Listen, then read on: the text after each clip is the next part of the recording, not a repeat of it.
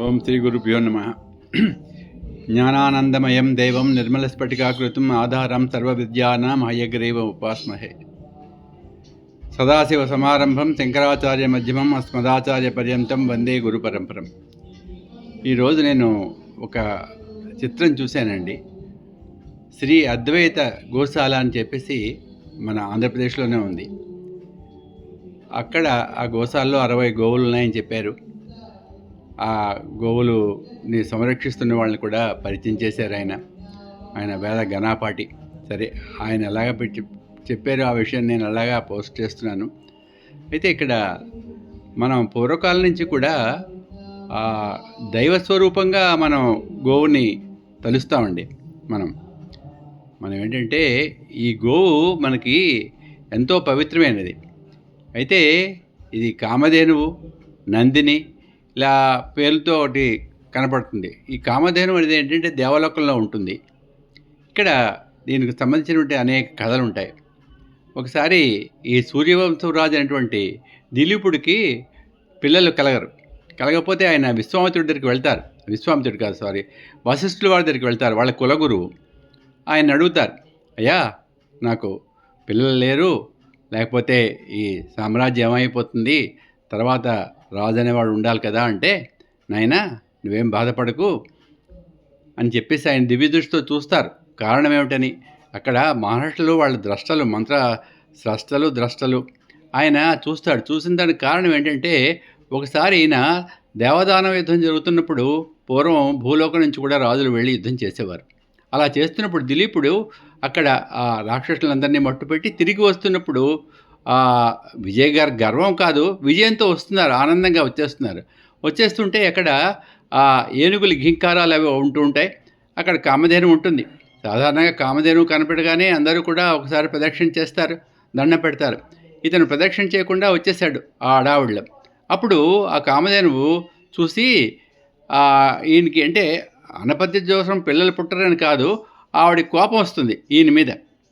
దాని ప్రభావమైన ఇది అంచేత నువ్వు నా దగ్గర ఒక గోవు ఉంది నందిని అనేది, దాని తాలూకా సంతానమే, దీన్ని నువ్వు కొన్ని రోజులు సేవించంటారు. సరే, ఈయన తన భార్యతో పాటుగా వెళ్ళి ఆశ్రమంలో ఉండి రోజు ఆ గోవుని అడవిలోకి తీసుకురావడం ఇలా అవుతుంది. అయితే ఇంకా చివరి రోజు ఏంటంటే ఆ గోవు ఇతన్ని పరీక్షిద్దామని ఏం చేస్తుందంటే ఒక సింహం రూపంలో ఇంకో సింహం వస్తుంది ఈ గోవు మీదకి. వచ్చినప్పుడు ఇతను ఆ సింహాన్ని అడ్డుకుంటాడు. అది అంటుంది నా ఆహారం ఉంటుంది.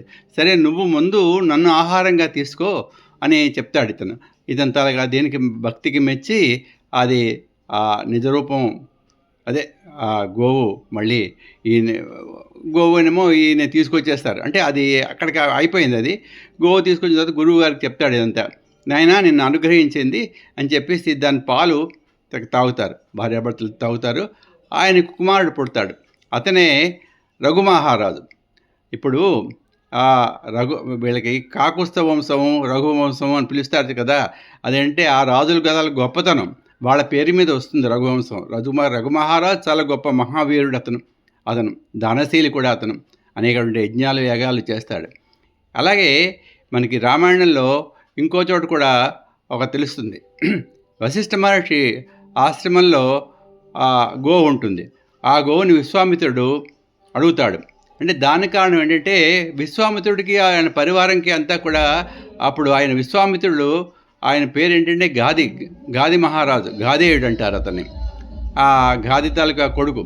అయితే అతను ఆ ఆహారం వీళ్ళందరికీ పెట్టడం చూసి అబ్బాయి ఇంత ఆహారాన్ని గోవు ఇచ్చిందా అని చెప్పేసి ఏంటంటే దాన్ని అడుగుతాడు. ఇది రాజుల దగ్గర ఉండాలి, నీ దగ్గర కాదని. అతను అంటాడు, నా యజ్ఞాలు యాగాలు అన్నిటికీ ఉపయోగపడుతున్నాయి కదా, నేను ఎలా ఇస్తానంటాడు ముందు. సరే, అది వస్తే తీసుకువెళ్ళమంటాడు. అది ముందు వెళ్తుంది. తర్వాత కొంత దూరం వెళ్ళిన తర్వాత మళ్ళీ ఆక్రోశిస్తూ వచ్చి అంబా నడిచి నన్ను ఎందుకు విడిచిపెడుతున్నావు అంటాడు. అప్పుడు చెప్తాడు, నేను బ్రాహ్మణి కదా, అతను క్షత్రియుడు, మరి అతను తీసుకెళ్ళిపోతున్నాడు, నువ్వు రక్షించుకోగలిగితే చూడంటాడు. వెంటనే ఆవిడికి ఆ పృష్ఠభాగంలోంచి, తల భాగంలోంచి, ఆ పాలిచ్చే భాగాల్లోంచి, తోకలోంచి అనేకటువంటి వీరులు పుడతారు. వాళ్ళ సైన్యాన్ని నాశనం చేస్తారు. విశ్వామిత్రుడు వెళ్ళిపోతాడు, మళ్ళీ వస్తాడు. అప్పుడు అతని అస్త్రశస్త్రాలన్నీ కూడా వృధా అయిపోతాయి. అప్పుడు ఆ బ్రహ్మాస్త్రం వేసి దాన్ని మింగేస్తాడు వశిష్ఠుల వారు. చూస్తాడు. అప్పుడు విశ్వామిత్రుడు అనుకుంటాడు, ఆ గాది మహారాజు, ఓహో, ఈ క్షాత్ర తేజం కంటే బ్రహ్మతేజం చాలా గొప్పది అని చెప్పేసి అతను తపస్సుకు వెళ్ళి ఆ విధంగా అతను రాజర్షి, మహర్షి, అలాగా గొప్ప ఋషి అవుతాడు. అతను బ్రహ్మర్షి అవుతాడు చివరిలో. అది అలా అక్కడ. అలాగే ఇంకోటి కూడా ఉంటుంది. ఈ జమదగ్ని ఉంటాడు మహర్షి.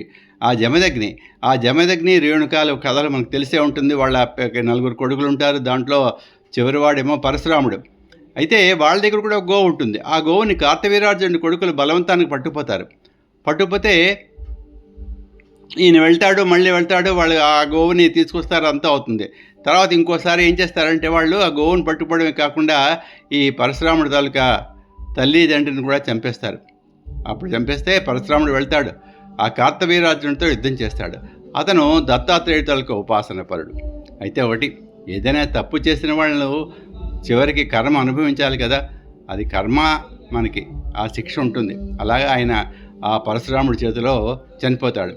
ఇకపోతే మనకి భాగవతంలో చూస్తే ఇంకంతా కూడా ఆ నందవ్రజం, బృందావనం అంతా కూడా అక్కడ ఆ నందవ్రజంలో ఆ గోప బాలుకరు, గోపికలు, కృష్ణుడు కూడా ఎంతైతే వాళ్ళు అక్కడ తిరుగుతారో, ఎంతైతే వాళ్ళ గురించి విషయాలు ఉంటాయో, ఆ గోవుల గురించి కూడా అన్ని విషయాలు ఉంటాయి. అతను గోవిందుడు అంటే గోవులకు ఆనందం కలిగిస్తూ ఉంటాడు అతను అక్కడ. ఆ పూర్వం మనకి భారతదేశంలో చాలా ఎక్కువగా గోసంపద ఉండేది. ఆ గోసంపద మనకి చెప్తారు, తల్లి లేని వాళ్ళకి ఈ ఆవు పాలు చాలా శ్రేష్టం, పడతారు. ఎలాంటి ఇది కూడా వాళ్ళకి జబ్బులు రాకుండా ఉంటుంది ఆవు పాలు చాలా మంచివి, తేలిగ్గా కూడా అరుగుతాయంటారు. మనకి అనేక ఔషధాల్లో పూర్వకాలం ఏంటంటే ఆయుర్వేద ఔషధాల్లో ఇది ఈ ఘృతము వాడేవారు, నెయ్యి వాడేవారు, తర్వాత ఆవు పాలు వాడేవారు.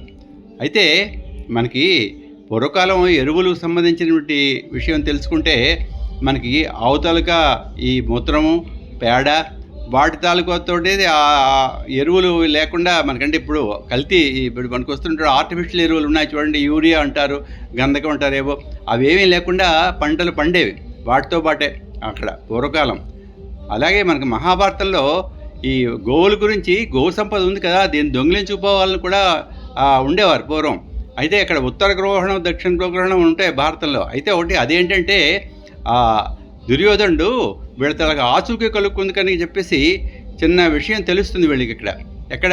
ఎక్కడైతే కీచకుడు చచ్చిపోయాడో, భీముడు చంపాడని. కానీ భీముడు చంపాడా అని వాళ్ళకి అనుమానం. భీముడు చంపాడని కాదు, అక్కడ భీముడే చంపుంటాడు, పాండవులు అక్కడ ఉంటారని. వాళ్ళు అప్పుడు వస్తారు, గోవులను తరలించుకుపోతారు అక్కడ కూడా. సరే, అర్జెంట్ తర్వాత మళ్ళీ ఆ గోవులను తిరిగి వస్తాడు, అదంతా అవుతుంది. అది అంటే చెప్పొచ్చేది అంటే మనకి గోవు ఎక్కడ చూసినా సరే గోవు కనిపిస్తూనే ఉంటుంది మనకి. మన ప్రాచీన భారతదేశ చరిత్రలో ఆ గోవు మమేకమే ఉంది.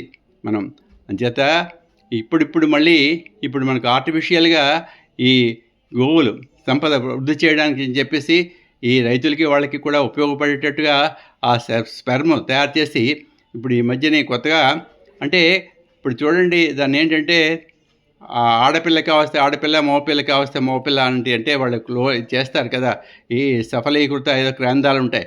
అలాగే వాటికి కూడా ఏం చేస్తున్నారంటే ఆ వీర్యం తీసి చేస్తే అది వైక్రోమోజోమ్స్ ఏవో ఉంటాయి, అవి తొలగిస్తే ఇది పుడుతుందని అలా చేస్తున్నారు. అది చాలా ఫలదీకరణ చెందింది. ఇప్పుడు మనకు కూడా మన దేశంలో కూడా వృద్ధి చెందుతున్నాయి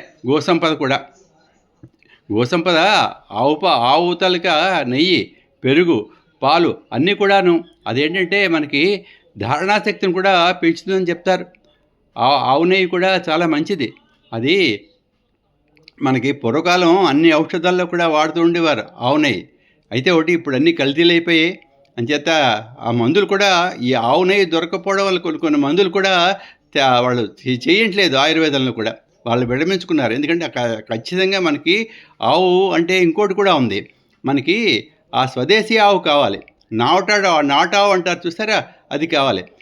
ఇంకోటి ఏంటంటే మూపురం ఉంటుంది ఆవుకి. ఆ మూపురం ఏంటంటే ఆ మూపురం ద్వారా అది సూర్యుడి తాలూకా శక్తిని గ్రహిస్తుంది. అందుకే చూడండి, మనకి ఆవు పాలకి గేదె పాలకి తేడా ఏంటంటే ఆవు పాలు చిన్న పసుపు ఉంటాయి, మీరు మరిగించిన తర్వాత చిన్న పసుపుగా వస్తుంది ఆవు పాలు. అదే గేదె పాలు అలా లేదు. ఈ మధ్యని ఈ గిర్ ఆవులు ఉన్నాయి. గిర్ అదే గిర్ ఆవులని చెప్తారు. అంటే గుజరాత్‌లో ఉంటాయి.